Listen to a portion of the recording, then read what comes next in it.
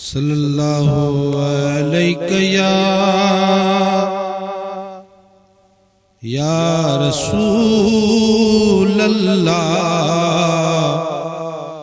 वसल्लम अलैका या हबीब अल्लाह। अखिन जी उन उझाण ले नज़ारो तुझो काफिया, कबर महशर क़यामत में सहारो तुझो काफिया। अखिन जी उन उझाण ले नज़ारो तुझो काफिया।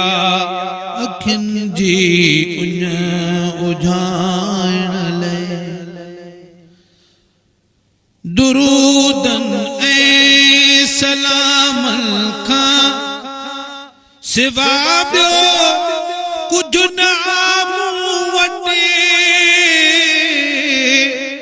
हा कुझु न मूं वटि हणण जे लाइ हर हंध ते पुनारो तुझो काफिया। हणण जे लाइ पो हर हंध ते नारो तुझो काफिया। कबर महशर क़यामत में सहारो तुझो काफिया। अखिन जी उन उझाण ले किनन को झन कमीनन ते करम तुझो कुशादो।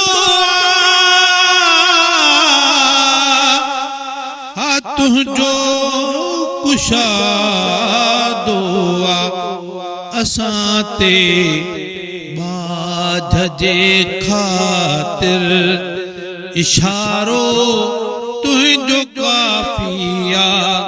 असां ते बाझ जे ख़ातिर इशारो तुझो काफिया।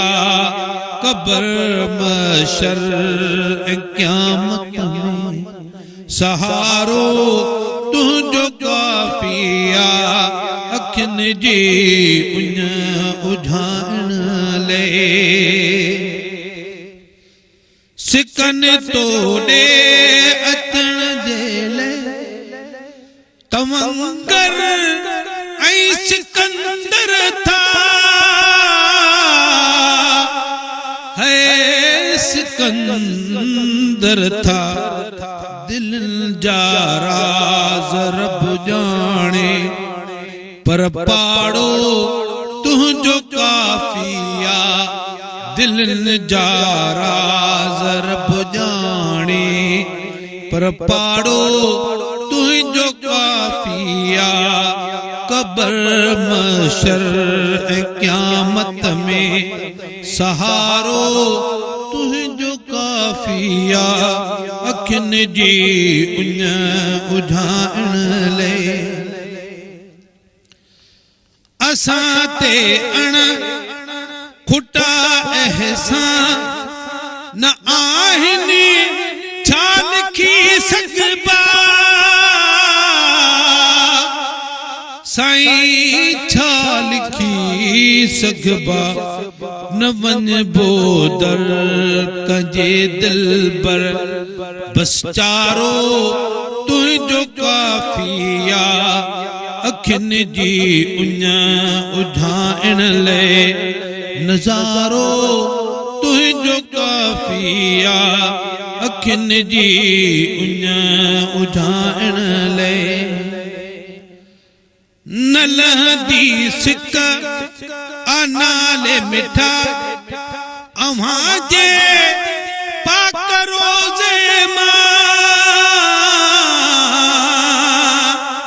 हा पाक रोज़े मां लहंदी सिक अनाले मिठा अव्हां जे पाक रोज़े